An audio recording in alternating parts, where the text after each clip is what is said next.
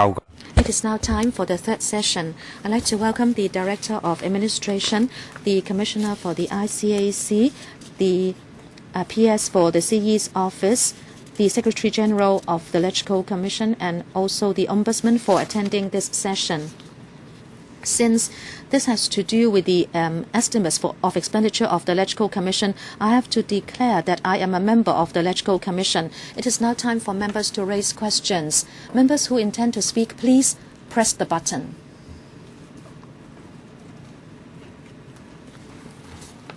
There are not too many members who have indicated their intention to speak, so 5 minutes each. First of all, Mr. Charles Mock. I also have to declare interest. I am a member of the Electoral Commission, but my question is not about the Electoral Commission. I'd like to ask the admin wing, CSO 034, the e-records of the government. I asked what kind of staff training is provided to people in the departments, because they might not know how to handle the records. They may delete some records inadvertently. You did not answer directly. You only said that there would be seminars and briefings, but you don't tell us what they're about. Because we have to know whether you are doing good training. If you do not have a good system, you cannot do effective training. And I'm asking you whether you have cancelled or any of the e-records. You said that the Records Office has not received information from departments that there have been such cancellations. Maybe it's the way I asked the question, because, you know, if you do not have the system, you don't know whether some records have been deleted. Do you have a system to say that if you delete any record, you have to inform the Government Records Office? You tell me that the Government Records Office has not received such information, but if there is no reporting system, of course you will not know. So what is the system like? You also said that from the audio, it has done some study to see how we should carry out e-record keeping, and you said that you may be able to rectify any irregularities identified. But then I don't want any records to disappear in the interim. You say that this will be completed in the second quarter of 2015. So my last question for you is, will that report be made public? Ms. Kitty Choi. Thank you, Mr. Mock, for your question. Mr. Mock asked many questions. First of all, let me talk about training. We do it on different levels. First of all, since the electronic record keeping system, or ERKS, is a rather new concept, there are only 4 departments which have implemented it comprehensively. We issue a lot of central guidelines. In May 2011, we have issued some functional requirements, and also in 2012, we have issued some guidelines for original data. So in the past few years, we have already issued 10 such sets of guidelines, and we have provided regular training to the records manager of different departments to educate them the importance of the ERKS and how they should set up the systems so as to keep the records, and so as to also secure the integrity of the records. In the answer, indeed, we have not received information from departments that they have destroyed any e-records. This is because, number one, to the Government Records Office, the policy is the same whether it be for paper records or electronic records. Apart from the 4 departments who have got the consent of the Government Records Office, so they do not have to print out anything for keeping records, all other departments still have to print out documents for keeping records. So as civil servants, we have this good tradition that we print out documents to keep the necessary records. Okay, what about the guidelines? Are they in the open domain? Can we get access to them? With regard to primitive data and also the functional requirements of the ERKS, they are internal guidelines, but if members would like to see them, we can certainly give you a copy. Please do. And what about the study that will be completed in the second quarter of 2015? That is the study done with the audio. Will you make it public as well? Thank you. We can consider that. Next one, Mr. Kenneth Chan. Thank you, Chairman.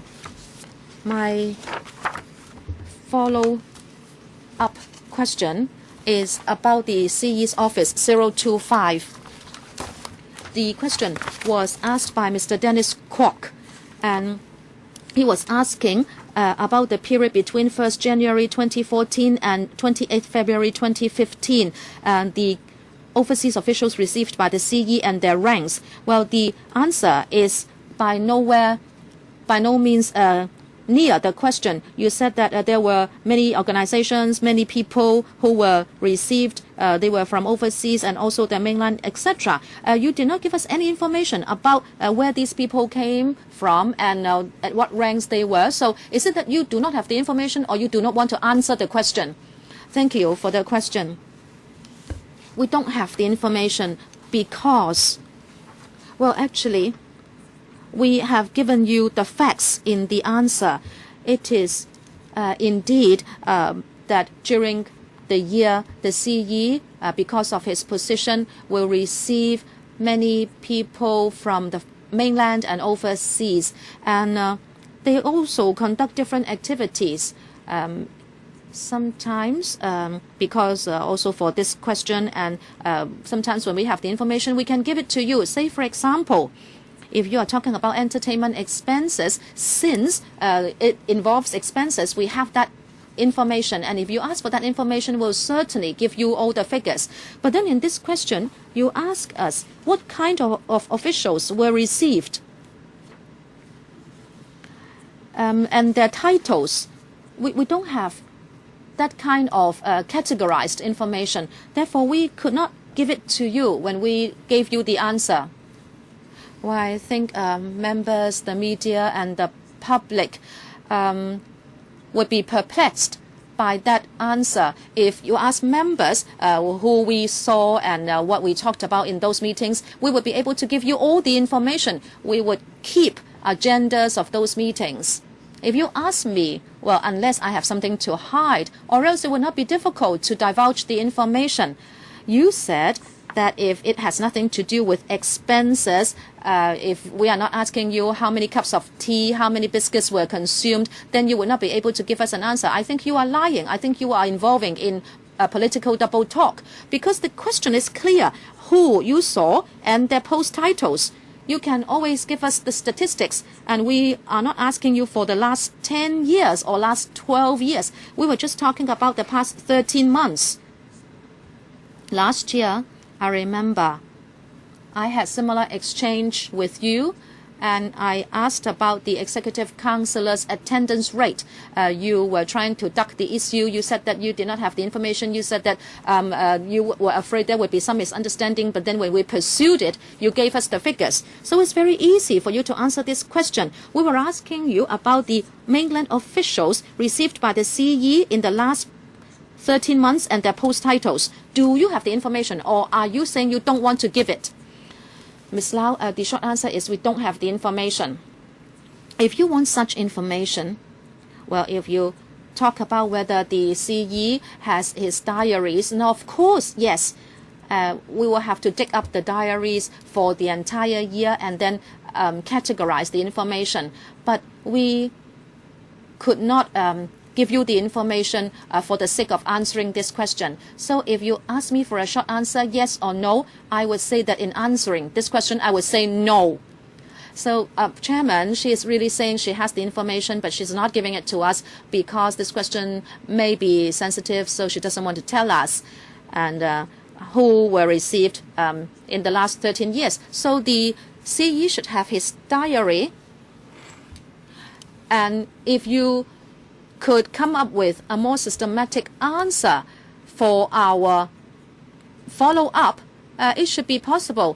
So it is really that you have the information, but you don't want to give it to us. That goes to show the attitude of the CE and also the CE's office.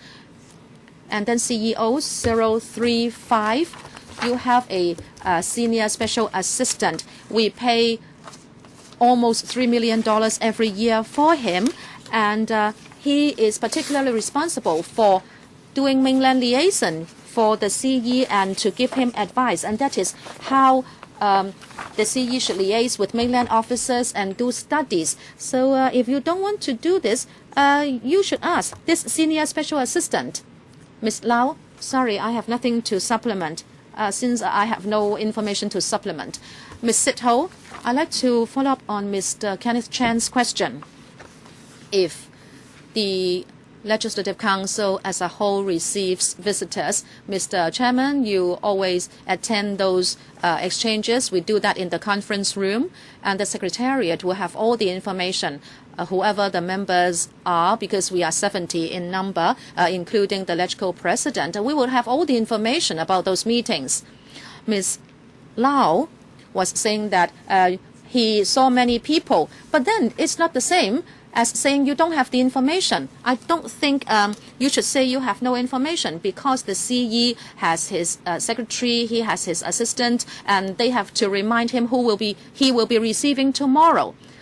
So of course you cannot remember all the details, and you must be supported by other people, because the CE would not be able to remember everything in his head, and people would have to prepare briefs for him. So, Ms. Alice Lau, are you telling me that no one would be assisting the CE in receiving overseas or mainland visitors?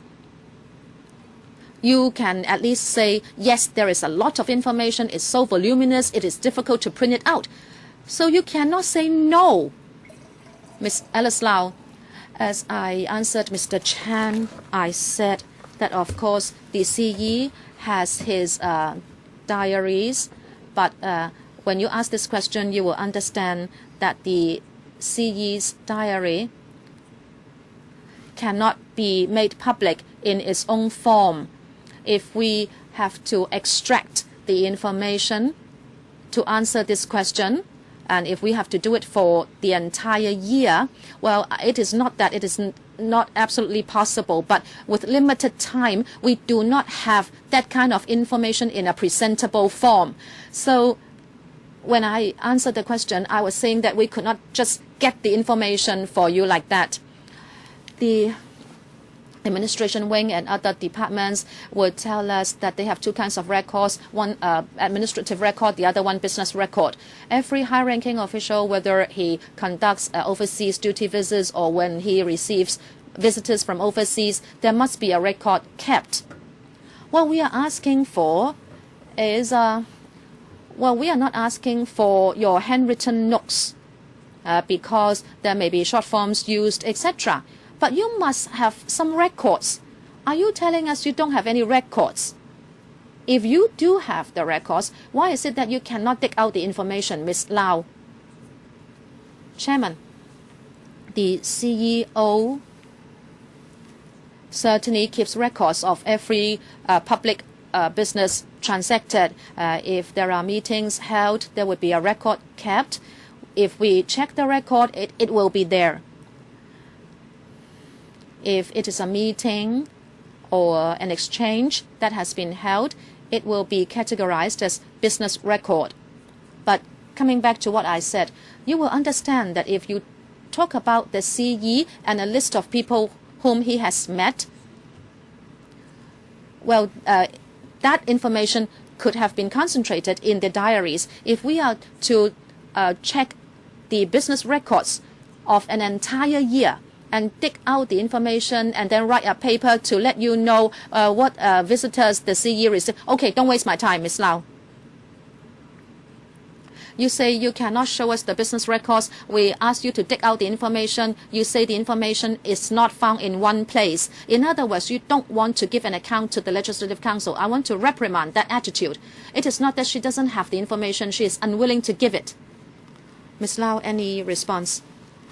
Chairman, we have already frankly and honestly told members the situation. Next one, Mr. Lee Cheuk-yen. The entire government is working behind closed doors. The answer given goes to show that is the case. I'd like to ask about the CPU and other organizations that works behind closed doors. I'd like to follow up on question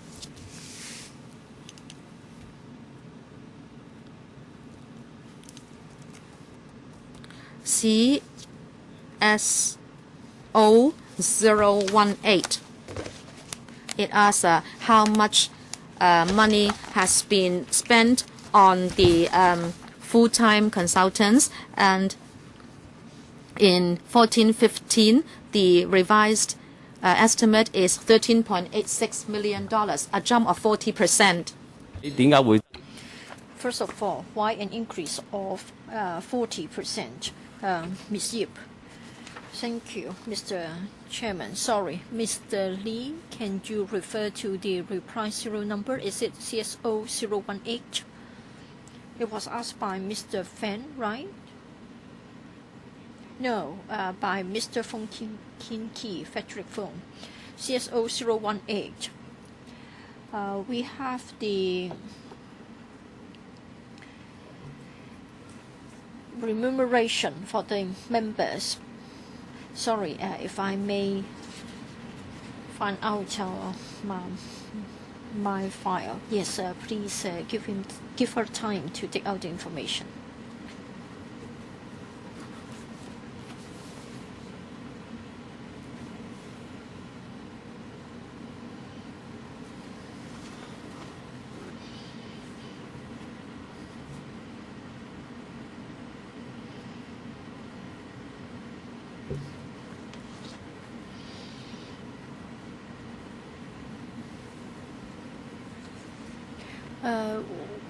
Would you need more time, or Director of Admin?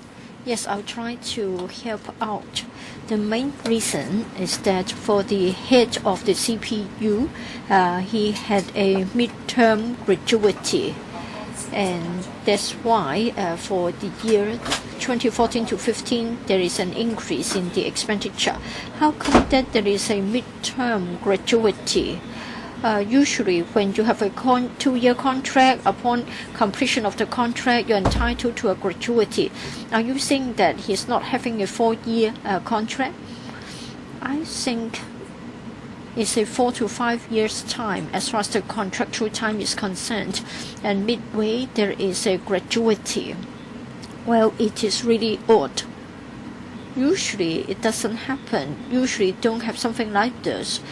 I haven't expected such an answer. So when we talk about gratuity, it means that the contract has been completed and then there's a gratuity.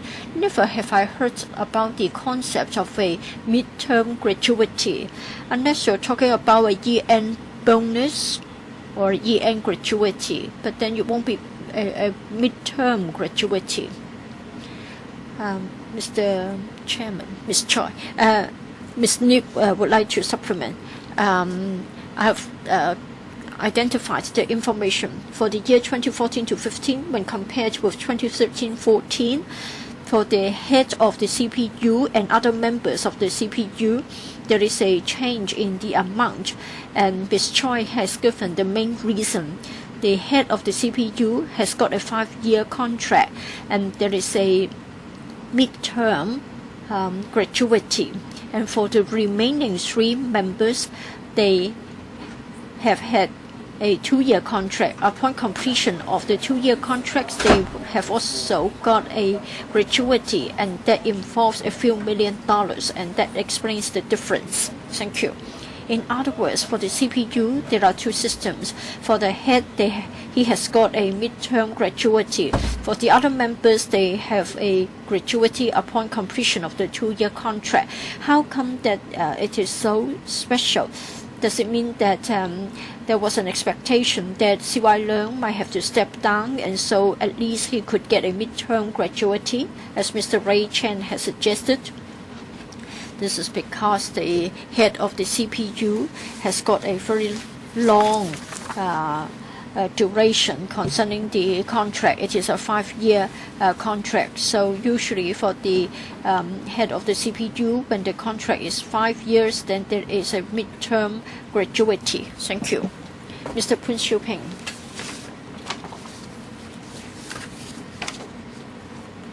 For CSO 038.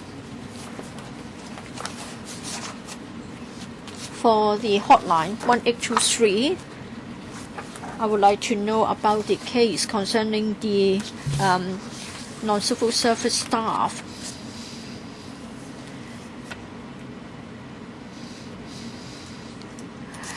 For the staff with a service length of less than 5 years, between 5 years and 10 years, etc.,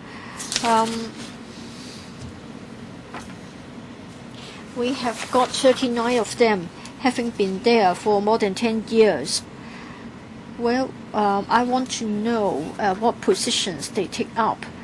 I want to know whether in theory they have been serving on a long-term basis. Can they not be converted into civil servants? Director of Administration, I would like to defer to the head of the efficiency unit, Mr. Soko, please. Mr. Chairman, yes, there are a number of people who have been in 1823 now for a number of years. Most of them, though, have moved up several times. They may have come in as a call agent. As they've got experience, they have then been competing for the posts of supervisors and managers and have moved up through the process.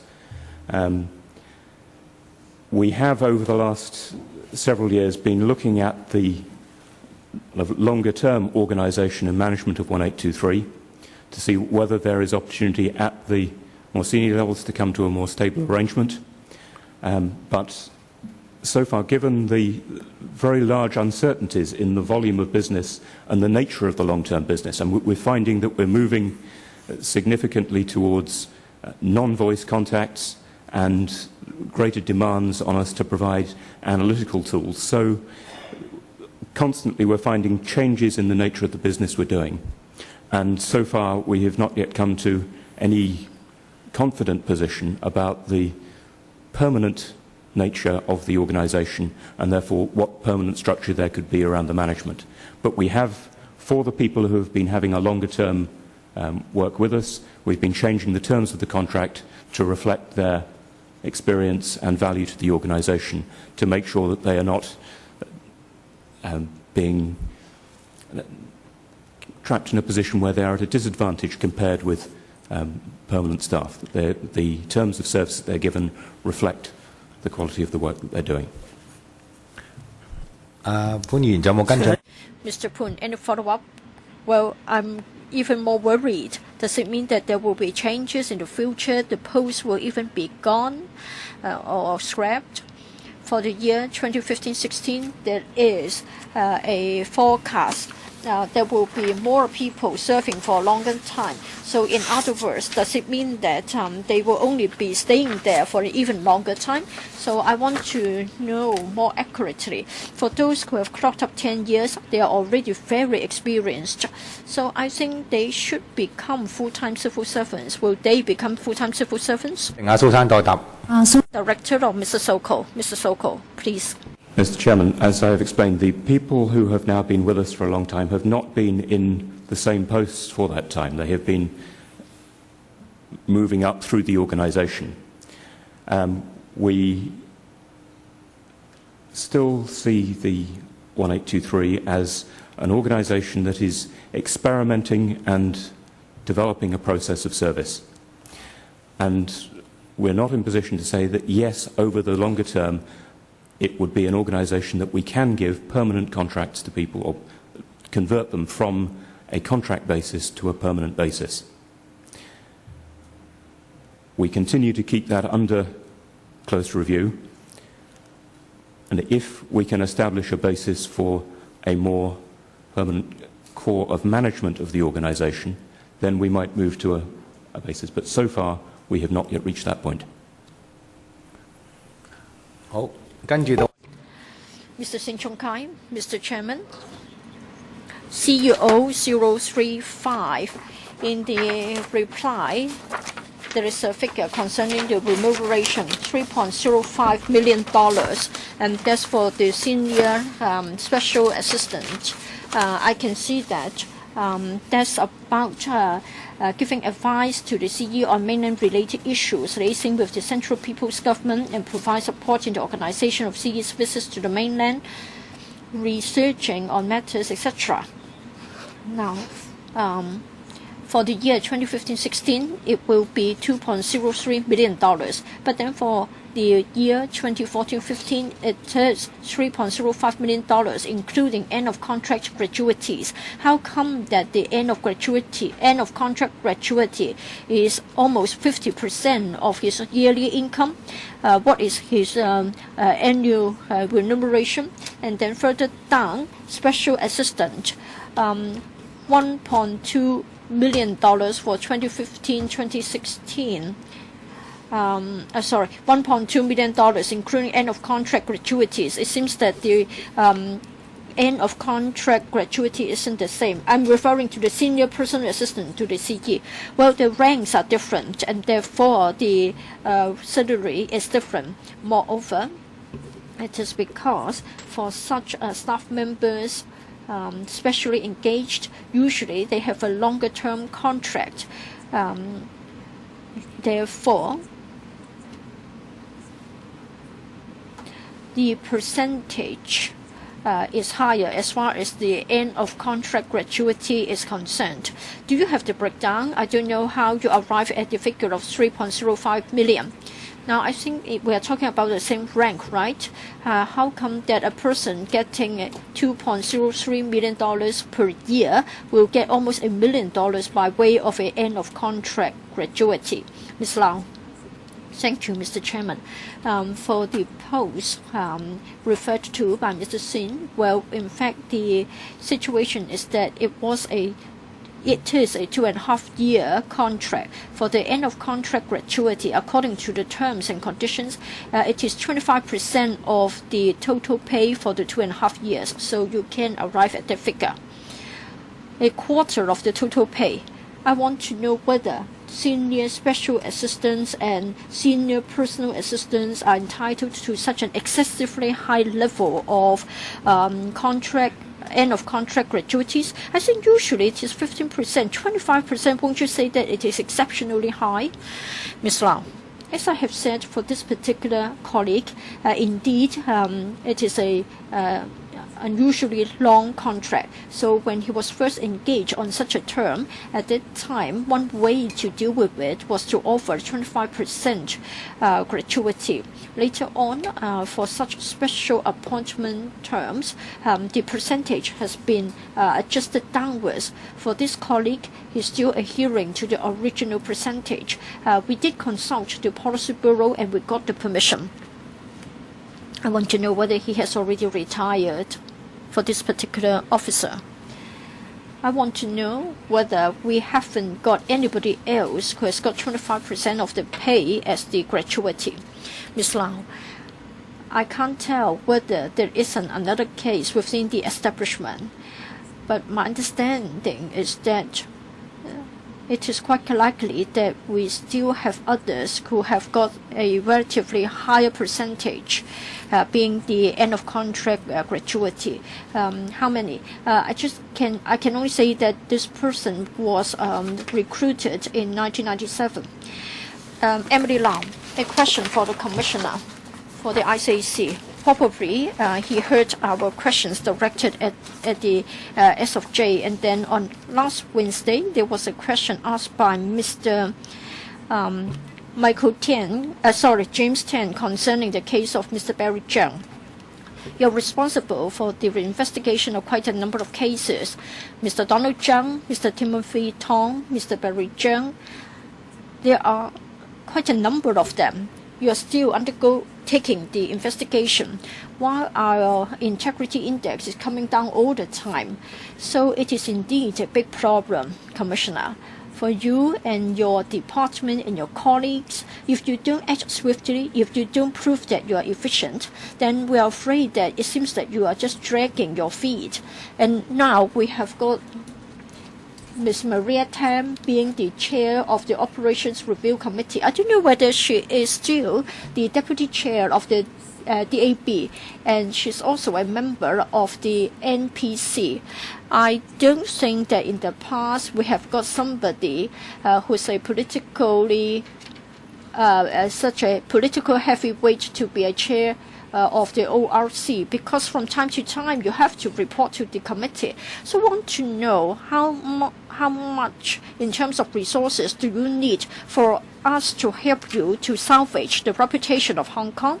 Well, just now I also asked the SJ, because it isn't simply something for you alone. He has said that there are certain legal issues that have to be taken up. Year after year, we're still asking for the same question, and the index is getting worse and worse. So, Commissioner, is there anything that we can help?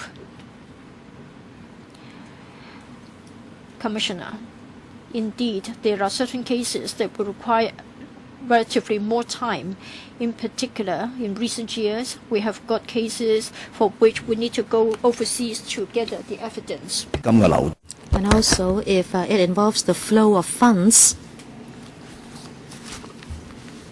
and if that involves other places, we have to go to banks of foreign countries to gather evidence. And that has caused the cases to be going on for a long time. In December last year, in one case heard at the High Court, that case is a good example to show that indeed the investigation work can be very complex and time-consuming. We are not dragging our feet. This is most important. We are doing our best.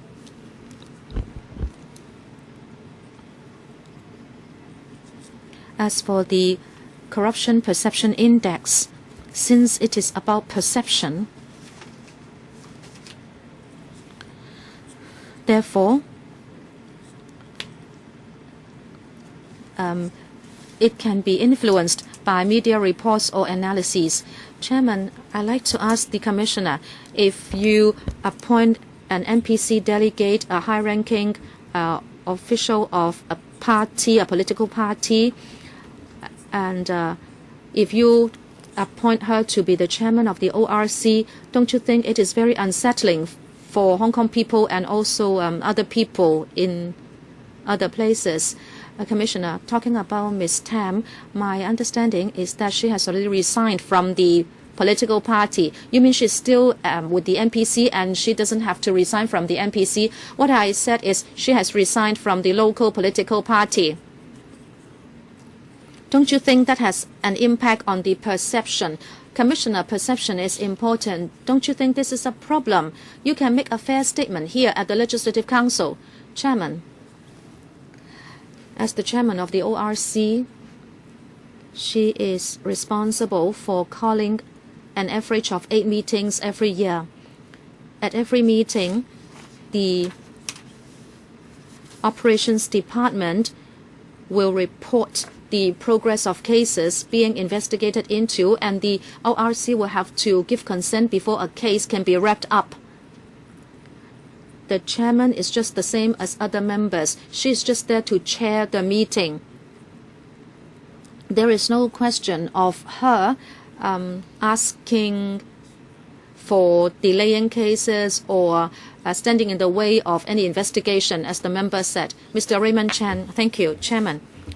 My question has to do with CEO 005. I'm talking about the expenses of the CEO. You have to ask your question in a smart way, but even if you are smart, you cannot get an answer. My question has to do with the 3 places where the CE will work, including CEO building, the government house, and also his Fanning Lodge. I have drawn up a table in order to ask about the usage of the 3 places, but then the answer is only about the establishment of the CEO. And in fact, I was trying to ask for some information, and that has to do with the usage rate of the Fanning Lodge. Is Fanning Lodge being used in the right way? I only have a figure of $790,000 in terms of management for the Fanning Lodge. Well, I can certainly ask to have that cut, but then I have to know how Fanning Lodge is being used before I want to do that. However, you did not even try to answer my question. I was asking for utilization rate. I'd like to know whether you can give me a utilization rate for the Fanning Lodge. You say Fanning Lodge is to receive guests, but what about receiving official guests? So it's the same question. How many guests were received, how many days at Fanning Lodge, and what is the cost effectiveness, so that we can monitor the use of money, so that we can get an answer at these special finance committee meetings where we study the budget, and so that we know whether it is good value for money. On this question, I can give you some supplementary information.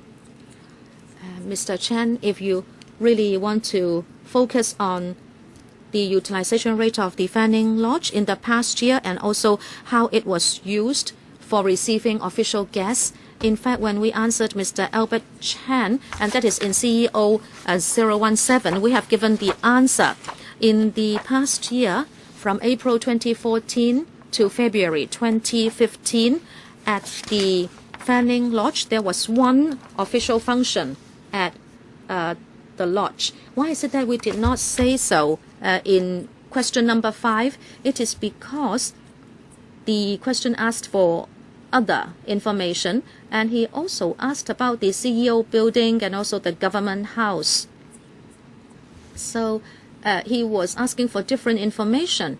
And also, I'd like to add, at the Fanning Lodge, there was one official activity, and it is official because actually, as you know, the government office and the government house and also the Fanning Lodge, the Fanning Lodge is is a country residence, and in fact government house is also where the CE lives. So apart official activities, the CE may also use them for private purposes, but we don't have information about the private purposes.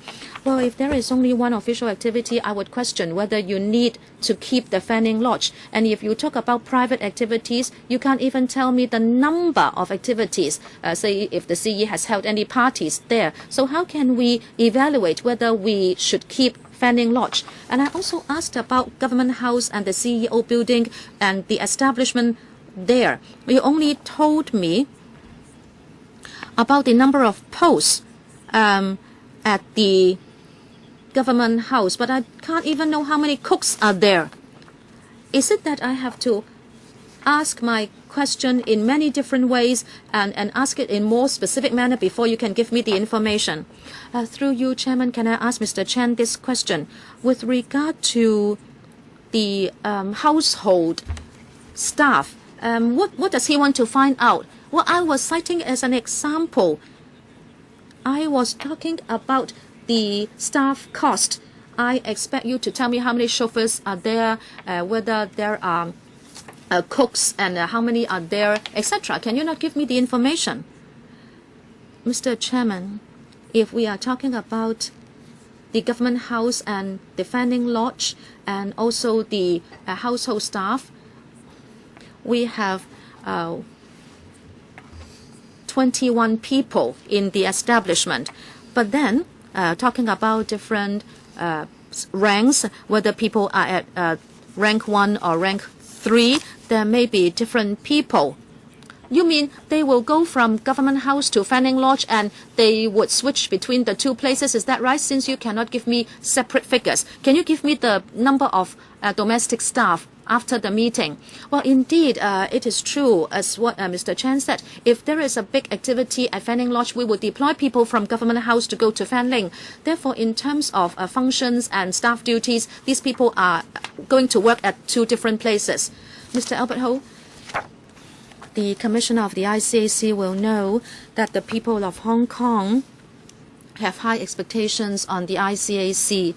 We always treasure the positive image built up over the years. But then the corruption perception index is dropping in rank, and we are all very worried.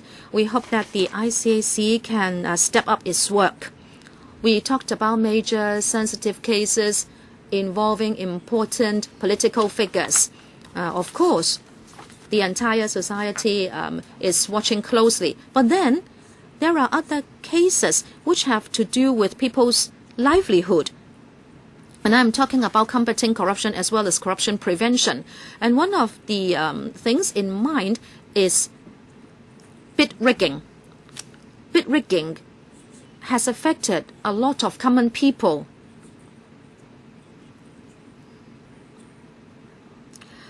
And when they have to maintain their own buildings, the buildings have to be repaired. And unfortunately, very often we see a lot of these reports and complaints that there are syndicates which have gone to these housing estates and then they put people in the Owners Incorporated, and then they would collude with professionals and even the office bearers of these OCs in order to involve in bid rigging. We have received complaints whereby the complainants have been made to pass very unfair motions at these manipulated meetings, so they pay heavily for maintenance. And then after checking prices, they would know that they have paid 2 times or 3 times more. And they don't know where to take their complaints. Even if they want to speak up, they would be threatened. And some of the office bearers of OCs have been beaten up. I have read the answers given by the ICAC. In the budget, it is said that you have contacted many people. You have accepted 9,000 visits to seminars, but it is of no use if you just tell people what the law says. You have to have a way to address the complaints and then investigate into the complaints. Also, you may have to do covert operation in order to gather information and evidence, or else these cases will continue to happen and the small owners are not helped. The law enforcers will just tell people this is the law, and they may be complying with the law that there is no evidence. If you ask people for evidence, of course they do not have evidence unless you apply the laws for investigating organized crime or serious crime or anti-money laundering activities, so that you can look into the flow of funds in accounts. You know, people will not tell you they have accepted bribes, because they are all benefiting from that kind of criminal activity. So, Commissioner, can you tell us what new thinking you have before more people will fall victims of such activities? First of all, about the Corruption Perception Index, as I said, it is about perception. Last year, at the end of last year, we found another new index put together by a famous U.S. survey institute. It was released for the first time. It is a trace matrix, and Hong Kong is ranked number 4, just behind Ireland, Canada, and New Zealand. We ranked number 4 in the world. So I think sometimes we can be more objective in looking at the different indices because we are ranked differently. As for bid rigging, if there is corruption involved, the ICAC is duty-bound to investigate those cases. As the member said, investigation can be difficult, and that is true. The ICAC has spent a lot of time and efforts in investigating such cases. I can tell you that recently we mounted a major action or operation. Hopefully, in the short term, we can instigate prosecution, and you will know the details. Commissioner, can you say more? At present, is the law sufficient as a tool for investigating such cases? Would you like to have more investigation powers given to you? Commissioner, as the member said, the cases are complex. When we gather evidence, yes, we have met up with difficulties. But even if there are difficulties, we have managed a breakthrough. As I said, we mounted a major operation recently, and later on, we will be able to publish the information to the public. Okay, we'll wait. Mr. Ip Kwok Him. Thank you, Chairman.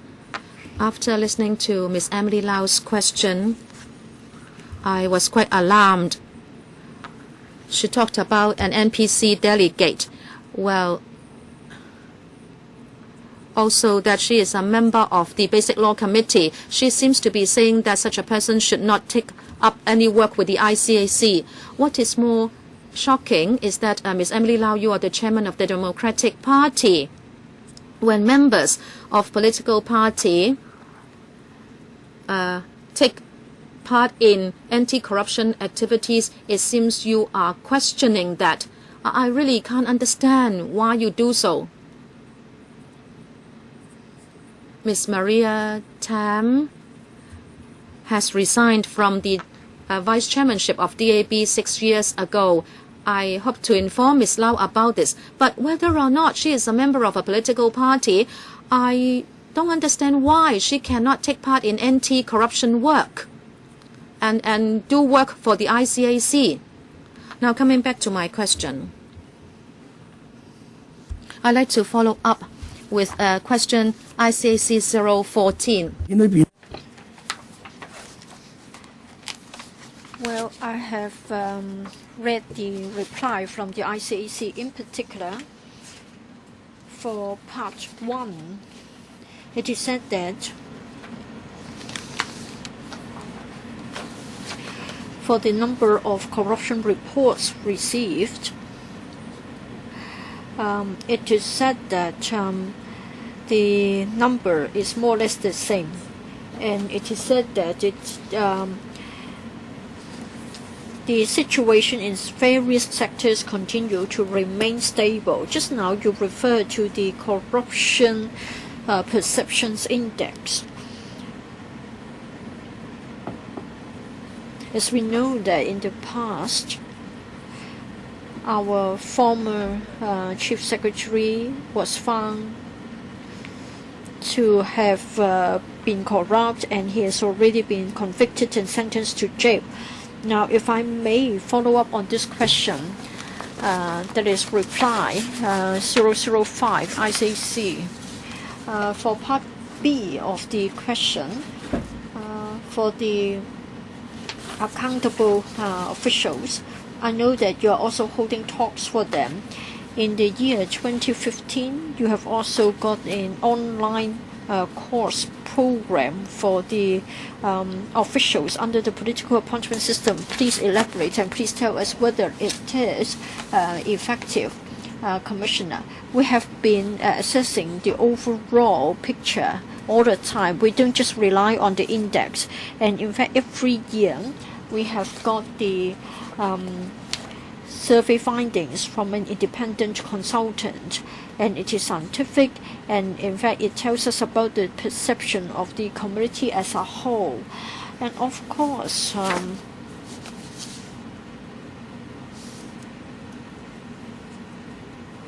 we asked the interviewees as to how many of them came across corruption in the previous 12 years, and the figure was 1.5% in the year 2014. And this is an important indicator, and it has been so for a number of years, and this figure can tell us whether corruption has become worse. In the reply, we have talked about the proportions. Say, for example, government 30%, private sector 60% or more, and then for public organizations accounting for less than 10% of the cases reported. Such a ratio, such a mix hasn't undergone much change for a period of time. So we believe that for the integrity in Hong Kong, I don't think we've seen any deterioration. As to the second part of the question, and that's about the education for the civil servants as well as corruption prevention guidelines, we have been working on it actively. For civil servants in general, they can take part in programs or attend seminars organized by the Civil Service Bureau. In addition, we've also published leaflets for their reference, and departments can also launch their own talks and programs for their own departments, and the talks are given by their departmental staff. For the officials under the political appointment system, for the past 3 years, we did give talks to such officials. Next, Mr. Christopher Cheung. Thank you, Mr. Chairman. If I may ask a question.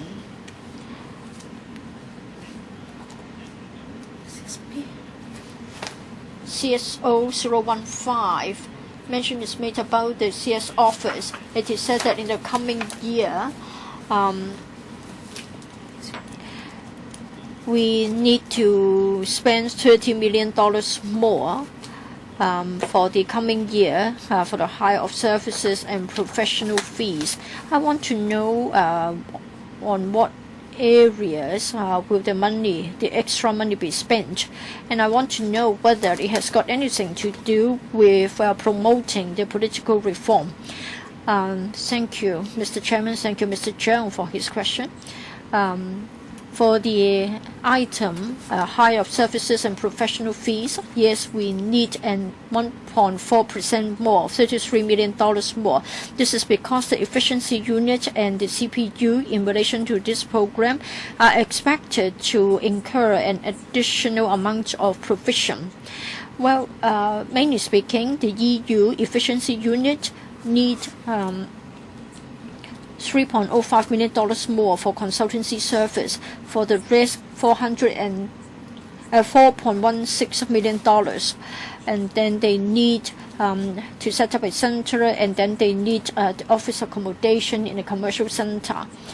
And then for the CPU, it is expected to spend $28 million more for the public policy research.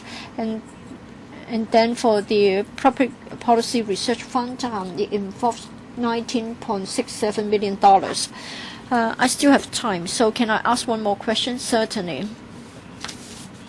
Just now, Ms. Emily Lau talked about her concern, and she said that an NPC member cannot take part in anti-corruption work. I don't think she's being reasonable. This is most unreasonable. According to press reports, many Pentamocrats are suspected to have received donations and yet haven't reported, haven't declared the donations.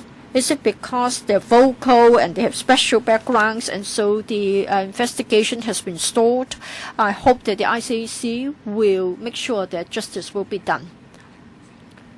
Commissioner, when I answered an earlier question, I've already said that for all the cases, we'll be dealing with them speedily. There won't be any question of stalling. No follow-up question? All right. Mr. Marvin Kwok. Thank you, Mr. Chairman. If I may ask a question concerning CSO 032, and this about CPU, about the research fund of the CPU. I have noted from the reply that 42 items have been listed, and among them, 40 of them have been given to the tertiary institutions, except the 28th and the 29th item.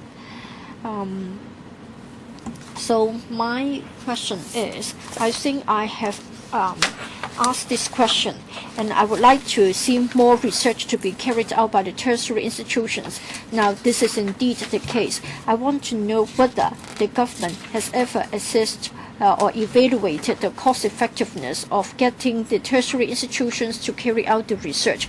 I want to know why is it that so much is given to the tertiary institutions, and why is it that just only a small number have been given to the independent research institutions, like in 28th and the 29th items, they are the DPRC and the OCTSRI. And then for the research findings, we've been told that the findings will be uploaded to the CPU's website, but as of the 28th of February, this still hasn't been done. I want to know when have they been completed and when will the results be uploaded onto the website of the CPU. Ms. Nip, are you going to take the question? Well, for the CPU, the public policy research has come under the jurisdiction of the CPU. Since then, we have tried our best to expand the scope of candidate research organizations. In the past, we used to get the 8 UGC-funded institutions as well as award-conferring institutions and self-financing institutions have been engaged. Now, currently, for the applications that we have received for the past 24 months, among the 140 plus applications, most of them have come from institutions, tertiary institutions. On less than 10 occasions, we have got applications from the institutions other than the HUGC funded institutions or from think tanks. As it has been pointed out, we can see that for the think tanks, once they have got, in fact, there were 2 cases of think tanks getting the task. Either the projects are still underway or they have just been completed. To answer your question as to why so far we haven't yet uploaded any completed reports to our website. Indeed, about 8 such research projects have been completed, but then we need to refer it to the evaluation or assessment committee before we can have the findings uploaded.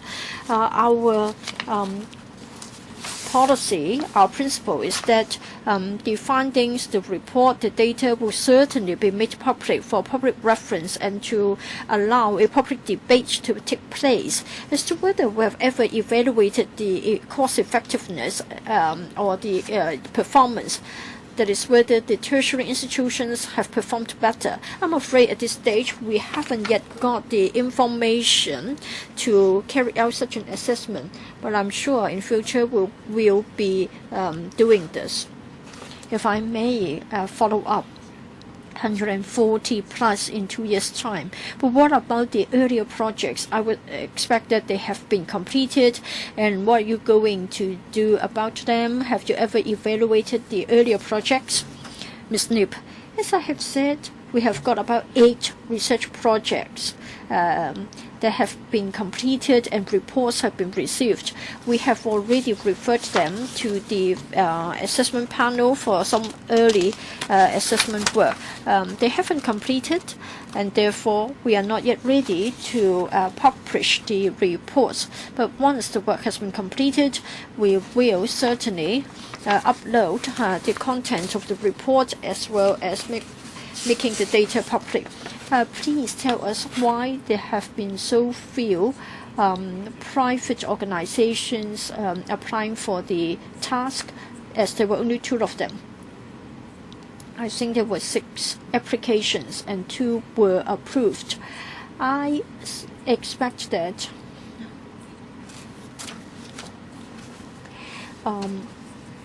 I think the candidate organizations have to get used to the procedures as well as the assessment criteria.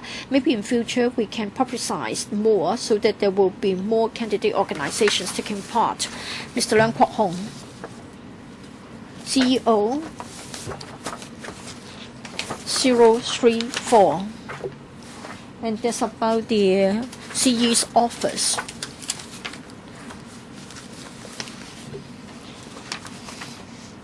I asked this question about the attendance rates of the members of the Executive Council. I have noted that for Mr. Arthur Lee and Mrs. Laura Cha, the attendance rate has been lower than 80%. I want to know why, and have they ever asked for leave? Ms. Lau. Thank you, Mr. Chairman. Generally speaking, for EXCO members, if prior to the meeting, owing to one reason or other, found themselves unable to attend the meeting, will inform the Secretariat of the Executive Council, and so their absence will be noted. Generally speaking, they will tell the Secretariat as to why they are not able to attend the meeting, say, for example, not feeling well, or they are out of town, or they have to attend other business. Thank you. Well, for Mr. Arthur Lee, or Professor Arthur Lee, he has only got an attendance rate of 72%. Have you kept a record as to why he has been absent? On what sort of leave? Is it on sick leave?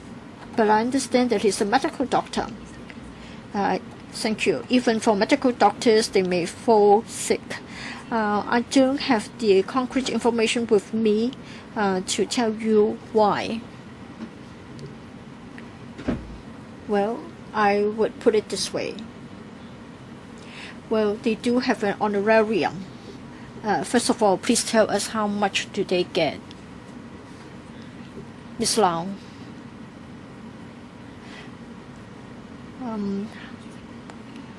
Do they? How much have they got by way of honorarium? You can turn to 037. And then for the non-official members of the EXCO, the honorarium payable to them over the years have been set out in the paper. Since 2012, from October, for the non-official member who is not a convener, for the year 2015, it is $76,510. I suppose they have weekly meetings every Tuesday. Am I right? Is that the case? I would think so.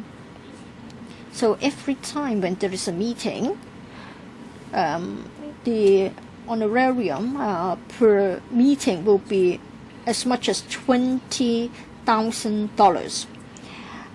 Mr. Chairman, generally speaking, the EXCO has weekly meetings.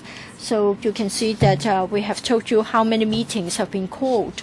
As a non-official member of the EXCO, I think in order to attend to the EXCO business, in fact, other than the formal meeting time, there are also other sessions like briefings, or the relevant officials will be invited to give them a more detailed elaboration.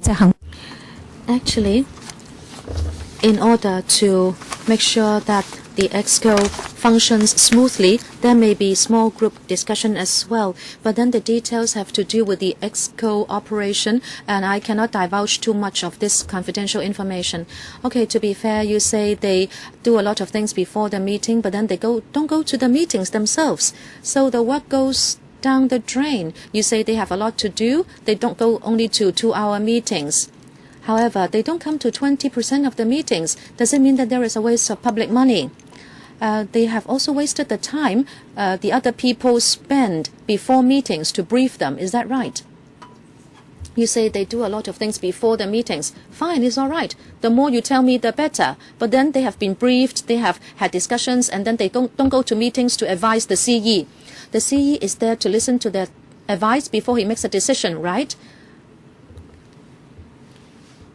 I don't know whether the CE goes to these meetings. I don't know. Maybe he goes 80% of the time. But do you think the situation is ideal?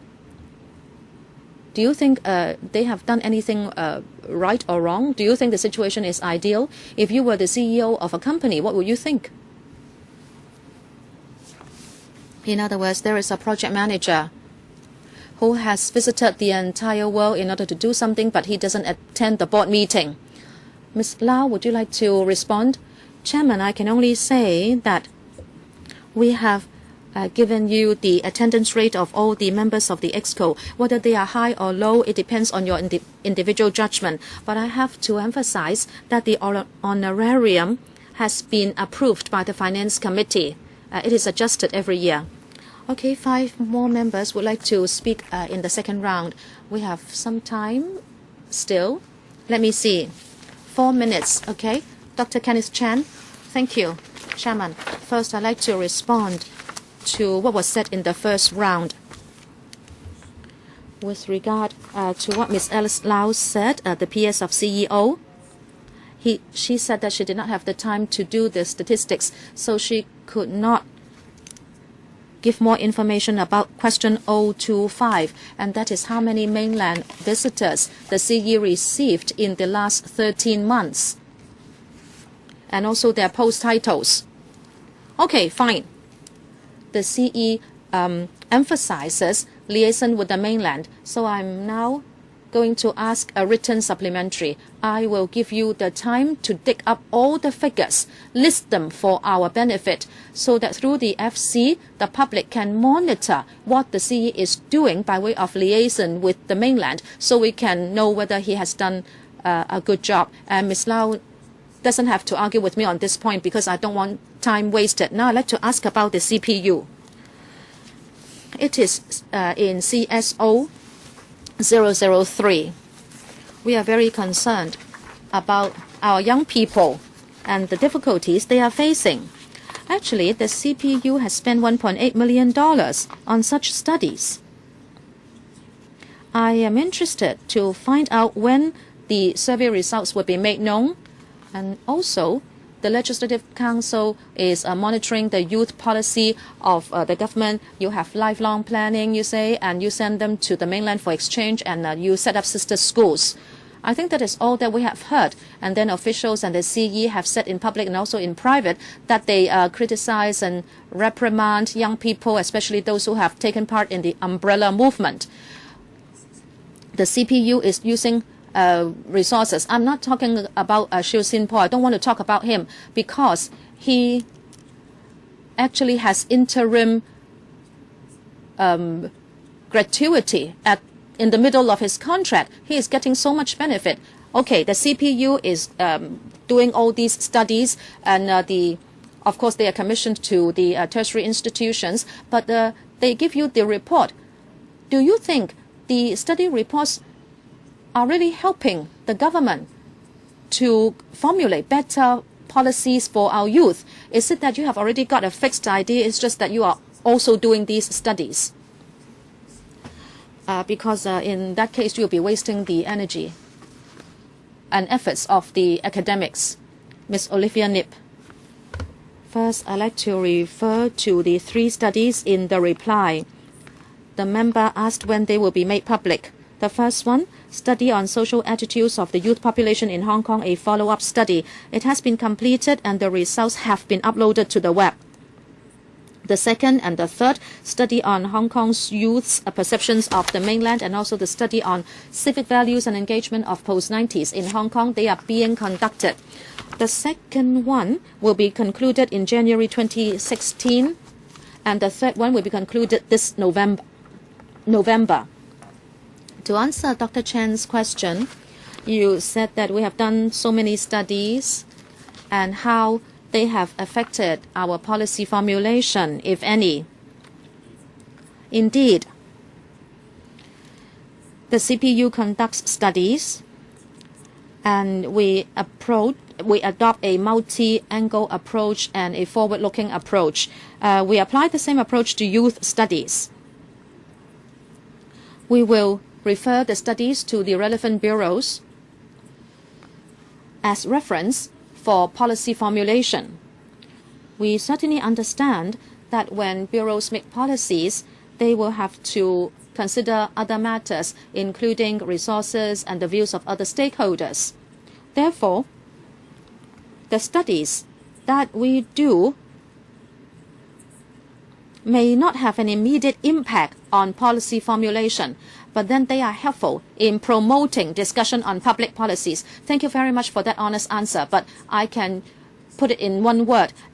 We are on the Home Affairs panel, and we can see that your youth policies never refer to the study results. This is how you are making youth policies. Next, Mr. Lee Cheuk-yen. Yes, Chairman. I was asking why the CPU has increased staff costs by 40%, and you said it is used to pay the staff. I'd like to know how much gratuity or midterm gratuity the CPU chief consultant is getting. You said that the gratuity is calculated on the basis of 25% of total pay for the 2.5 years. So can I know how much is paid? For the chief advisor, for the midterm gratuity, it is still calculated on the basis of 25% of the pay, and as for other advisors, 15% of their pay. When I heard the figure 25%, I'm really outraged. I tell you history. When we had the MPF, we were crying at the top of our voices and asked, why is it that when we have MPF, you reduce people's gratuity by 5%? Originally, they should have 15%. Now it is reduced to 10%. Those who used to have 10% would now only have 5%. I don't know whether you remember that part of history.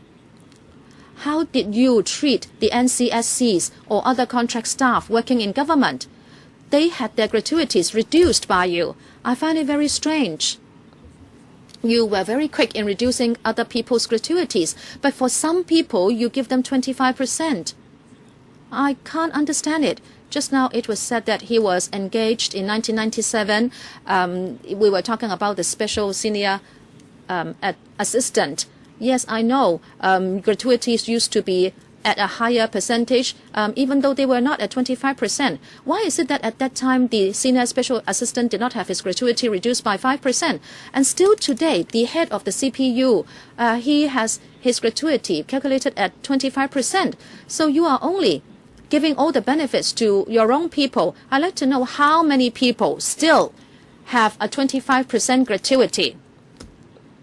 Why are you so mean to other NCSC staff? You took away 5% of their gratuity, so you are having a top-heavy structure.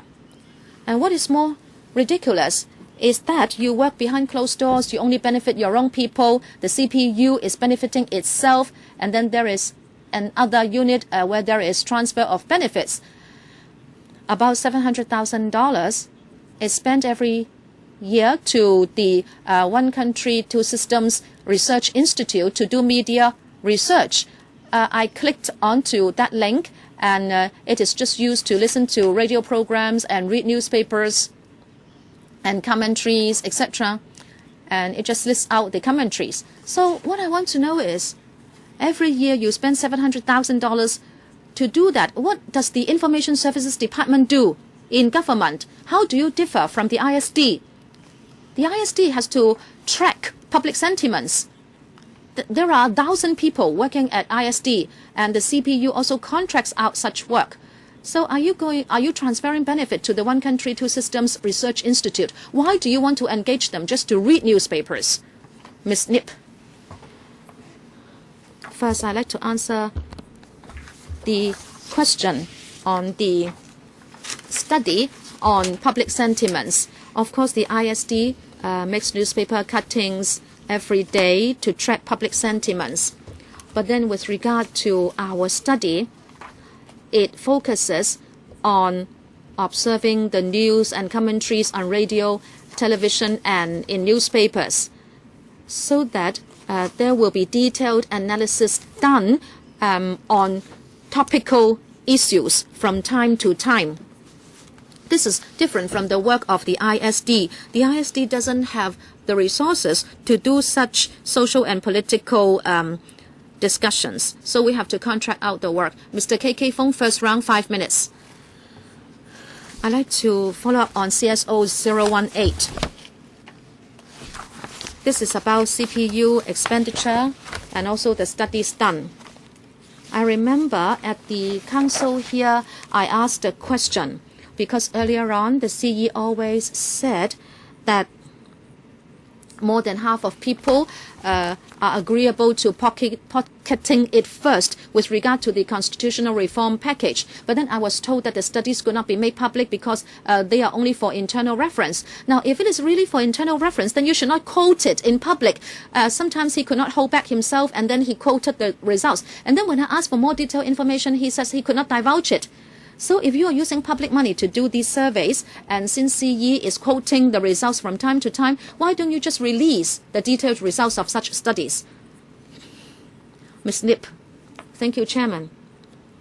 To analyze and understand public sentiments, that is part of the work of the CPU. So from time to time, we would commission academic and private organizers. Okay, we also asked that question last year. I'm asking you why you do not release the results when the CE is quoting here and there from those results. Well, the contents of these opinion surveys is for internal reference. No, the CE has published certain part of the information when he likes to, but he doesn't tell us the methodology, the figures, and the data. So is he breaching the rules?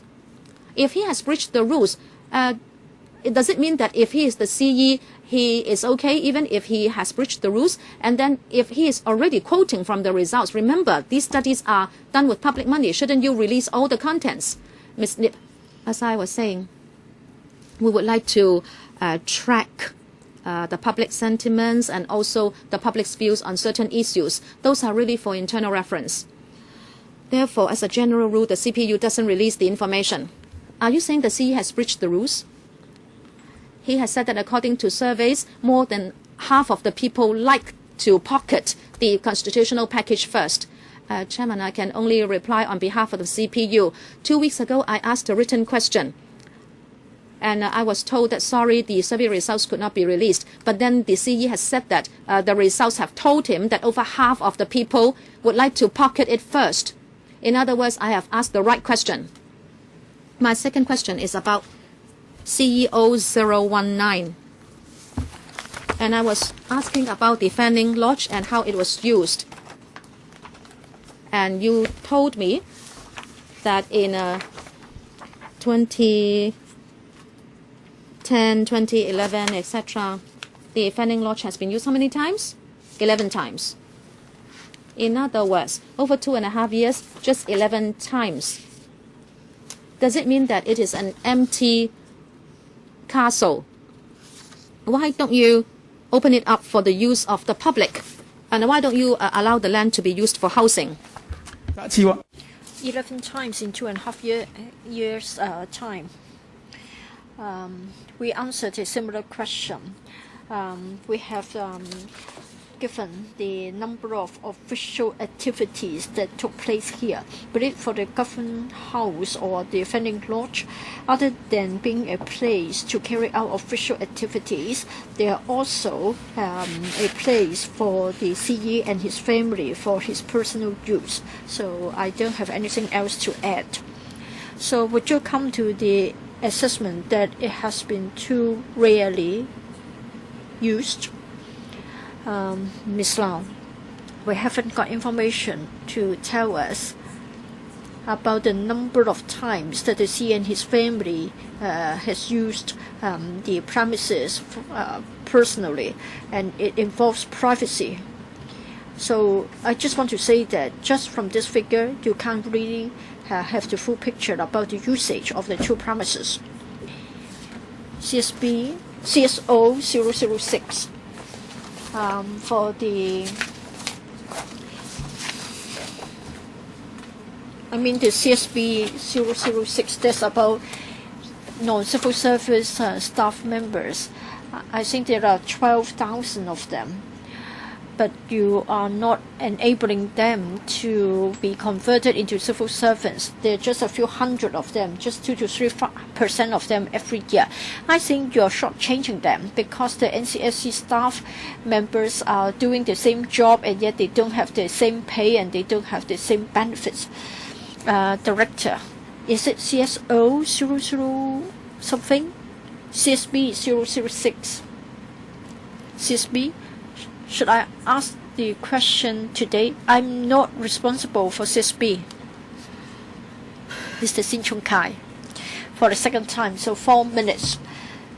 I would like to follow up on CEO 039 about his overseas visits. For the 2.5 years' time, there were 25 visits. Among them, 22 were to mainland cities, Beijing, Shanghai, Guangzhou, etc. Only on 3 occasions he went to non-Chinese places. On one occasion he went to the USA, another time he went to attend an APEC meeting in Indonesia. The only time that he went to Europe, it was to Sweden, and then he came back and soon afterwards he set up a research center. So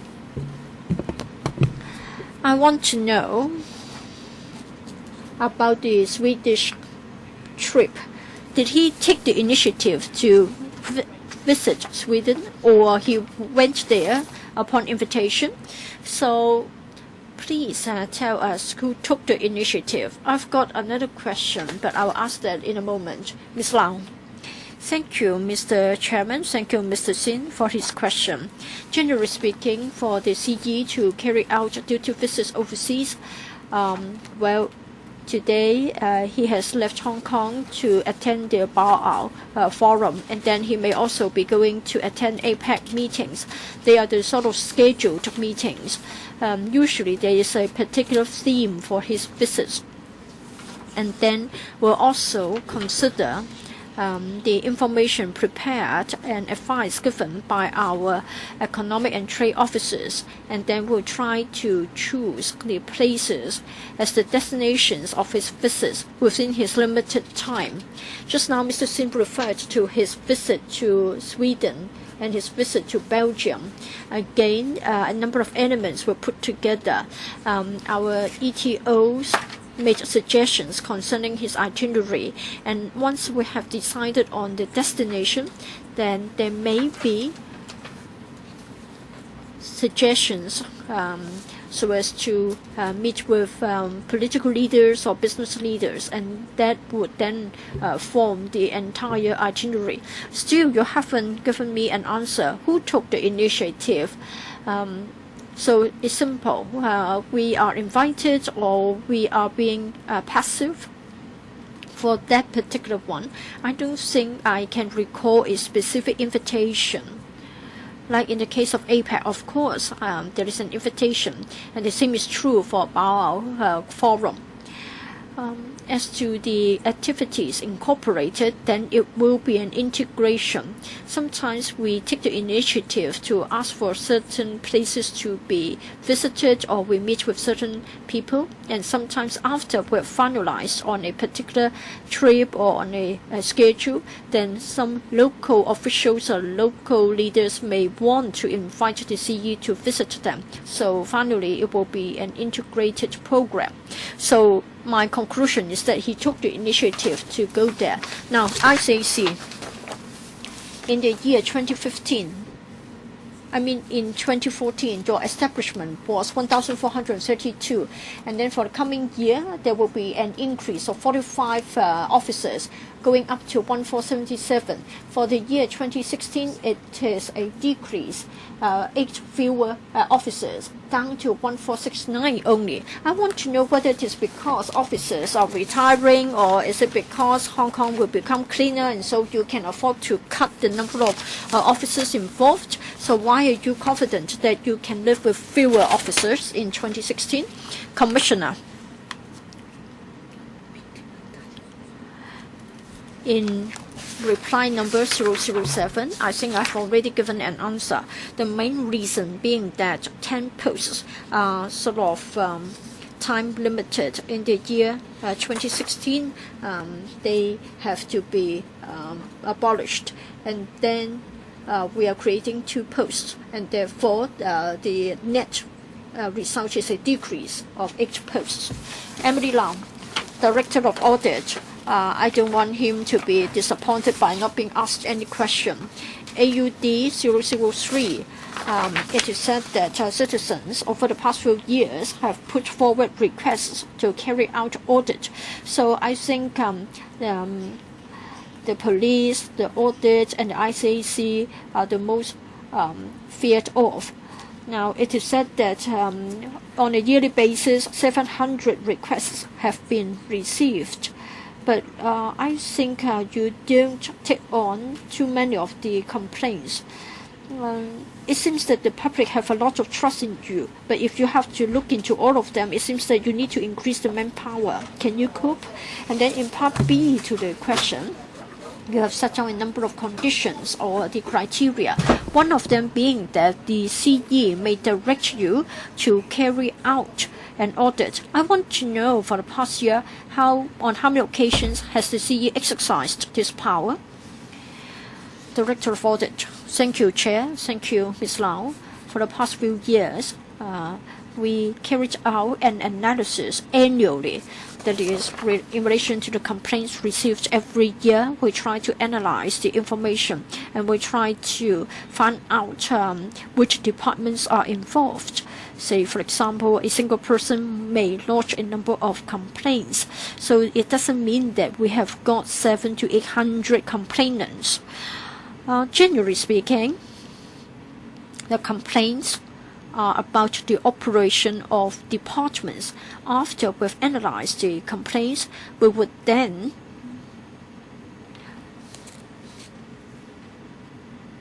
incorporate the information in our plan for carrying out value for money audit, so as to find out which project or which program should be subject to our auditing work. We need to consider a number of criteria. 'We need to consider a number of criteria. We need to look at the significance. we carry out our assessment independently as to find out which project should be audited by us and worthy of the use of resources on such a task. Now, for the CE, I think that's about the public corporations, public bodies. First of all, if the LegCo has empowered us by way of legislation to look into a public body, then that public body can be subject to a value for money audit. For the CE, well, for the past few years, the CE hasn't exercised this power to authorize the Director of Audit to carry out such an audit. Mr. Chairman, if the Director is receiving so many complaints and yet he's not addressing them, so I think you are letting down the public and they will lose interest. So are you saying that few of the many complaints are worthy of investigation by your department? Director, well, we handle each and every complaint seriously. It's not that we neglect them, but then it won't be the case that we start a V4M audit on a single complaint. It all depends on the nature of the complaint, and then we will assess our resources, and then we will make arrangements for our auditing work. Ms. Ho, I wasn't able to get some replies to certain questions during the first round. I just want to ask a general question, and that's about the electronic records. Currently, many senior officials are using messages or WhatsApp to exchange news.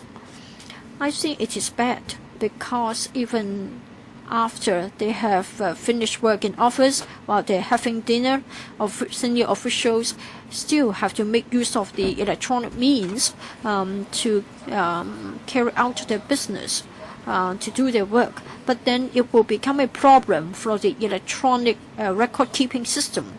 Now, for senior officials to use telephones to deal with their official business, what is the approach used to keep record? Would you ask them to print out everything?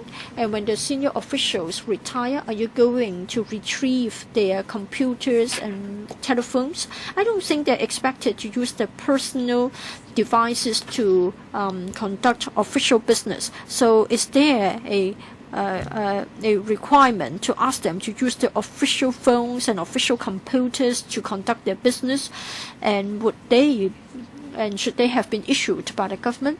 And can you tell me how much money you spent on buying telephones for the senior officials? And I want to know, has anybody carried out any check to make sure that the personal affairs and the public and the official business are separated from one another? And I want to know about the rank of officials who will have telephones issued by the government. And I want to know whether you can prevent officials from using their personal phones to deal with public affairs or to handle official business. Ms. Choi, for electronic records, I think it has become a challenge for governments who have resorted to electronic record keeping.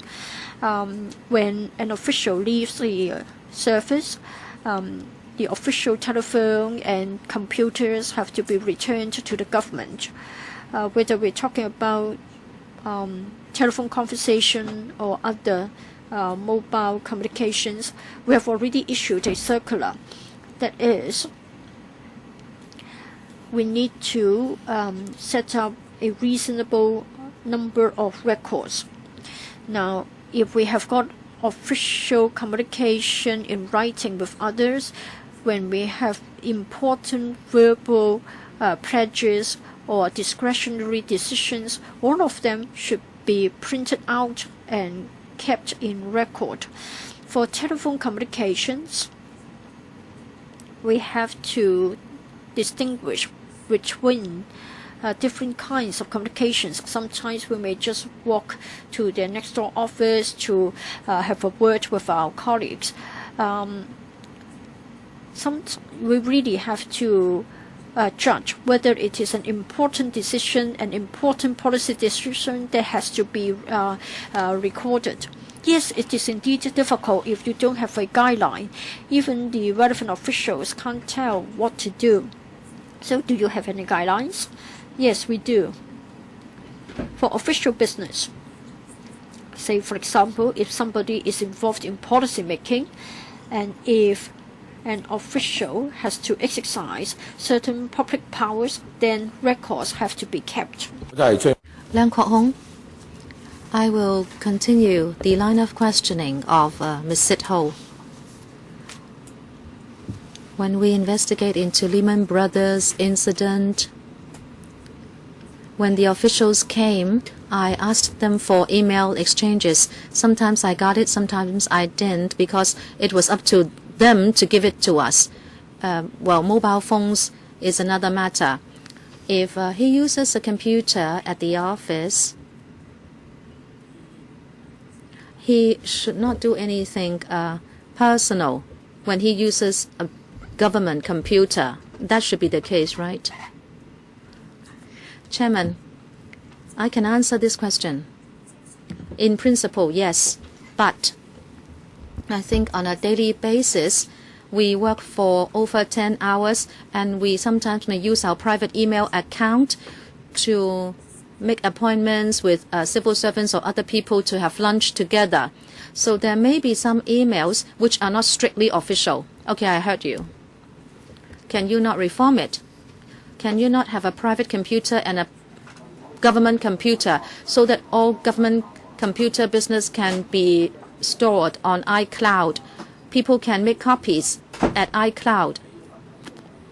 You don't have to do anything, so you always have a copy there. If you think somebody's privacy will be eroded, then he should use a private computer, because in principle we should not do anything private. But I also use my office computer for private business. That's true. But as long as you have a record or copy kept at iCloud, you can always retrieve it. So why don't you reform it? I thank you, Mr. Leung, for your suggestion. Maybe we need to look at what overseas countries do. From what we know, very often overseas e-record keeping system will mean that when a person has made a record or received a record, he has to consider and decide whether it is a public record.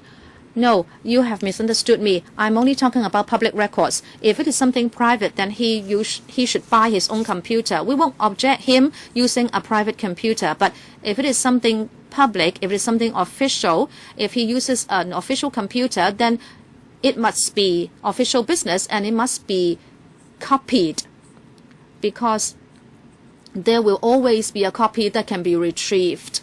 And secondly, if he uses his smartphone for official business, then it must mean that he is breaching the rules. He may be hiding or not admitting that he is engaging in official business. You can, of course, reform the procedures. You can have 2 trays, 1 in, 1 out, and there shouldn't be any mistakes done. Why don't you reform in that direction? Chairman, we thank Mr. Leung for his view. When we review our general policies, we will consider this view. But I can tell you that actually many civil servants, including myself, we have a few phones so that we can use our phones for private and official business separately. And we also use different email accounts. So it is not a problem for you, right? When you do this reform, you can always retrieve official records for us. There will be no breaching of privacy. And you cannot tell me later on that there are things you cannot give us. I have asked John Tsang and C.K. Chan whether they have sent emails or private emails between themselves, and then they said there would be no answer. Any response? No more response. 2 more members would like to ask questions in the third round. 3 minutes each. Dr. Kenneth Chan. Thank you, Chairman. I'd like to ask about the CPU. That's in CSO 009. This has to do with the engagement of associate members of the CPU. I thank you for providing me with a list of 40 associate members. I didn't only ask for their the names and also the occupation they hold and the remuneration that they get. What I want to know is, from the angle of the CPU, apart from this batch of 40 associate members, would it be that when Mr. Siu Sin Po is of the view that at certain occasions or certain meetings, he would be able to engage people outside this list, whether those people be within government or outside government, from think tanks or from any foundation or from pro-government figures or even civic society? Is it that Siu Sin Po can take part in these seminars or studies done by CPU when it is in the view of Siu Sin Po that it is appropriate to do so? Ms. Nip, apart from the associate members who hold meetings, well, there are meetings involving only associate members. When we discuss different topics, we may invite experts and academics or people who are interested in that topic to come. So to answer Dr. Chan's question, he asked us whether if anyone would like to take part in the discussion, he would be able to do so. Well, I think if you let us know that you are interested in certain topics, then we can arrange for that discussion to take place. And maybe we will invite people from the associate members list or other people to come to that discussion as well. That won't be a problem because it is part of our work to understand public sentiments. Okay, whatever seminars you hold, people will not know, but I'd like to know, as an advisor, is it for Mr. Siu Sin Po to decide who would attend or who can attend certain forums? Ms. Lip, yes, indeed that is the case. The chief advisor will decide at a meeting, at a forum, who should be attending. But we have an open mind. We will listen to different views. So if members would like to give your views on certain topics, or if you'd like to hold a discussion with us, we are quite willing, quite happy to organize it. But then the premise is for you to let us know what topics are on your agenda. Chairman, maybe Dr. Chan is talking about some seminars we hold. Maybe you are not talking about just discussions. Well, if you define certain meetings to be internal so that only officials can attend, then you are not going to make it public, right? Unless Mr. Siu Sin Po is of the view that apart from the officials, he would like to get some people to go to that meeting. Is it that he can do that? Well, yes. Indeed, there may be some discussions only involving officials, but if we would like to also engage the views of other people, we welcome the participation of other people. The last speaker, Ms. Emily Lau. Chairman, just now someone said that I should not mention the NPC member who is holding the chair of the ORC. I raised it because it is a departure from previous practice and it is about perception. It is all right if you are a member of the ORC, but you are holding the chairmanship and it is an NPC delegate. This is about perception. You can ask Hong Kong people about their perception of this case. Now I'd like to ask the Ombudsman a question. OMB 002. We are talking about direct investigation here. Just now I say civil servants fear the Audit Commission and the ICAC, but they also fear the Ombudsman. They have received 13 suggestions for the Ombudsman to do direct investigation, but it did not carry out all of them. But then he said that even if he doesn't do the investigation, he would give recommendations to the departments or organizations. I'd like to know, if you don't do the direct investigation, how can you give comments or recommendations to the departments or organizations? I think you want to encourage the public to give you views, but then people have given you suggestions and yet you don't do the investigations. Ombudsman, thank you for the question. You talk about direct investigations. Please give me some time to tell you more. The purpose of conducting direct investigations is whether it involves public interest. Even if there is no complaint but the public interest involved is huge, we will still do the DIs. I'd like to thank members of the public showing concern about public administration. So at different times, we do receive suggestions. Say, for example, in 2014-15, we received 13 suggestions from members or organizations of the public. And I can tell you that we did follow up on most of these. If we are to do direct investigation, and if we find that we want to go deeper, we will first do a direct investment or direct investigation preliminary assessment to identify the problem. So we will do that assessment first to decide whether we will go for a comprehensive direct investigation. And you will see that from time to time the Ombudsman will announce that it is going to conduct a direct investigation. This is the background to doing any DIs. Mr. James To, you have 3 minutes. I'd like to ask a question of the ICAC, because the SFC had this recent case where an auditor dealing with a listed company from the mainland, it was about certain audited information.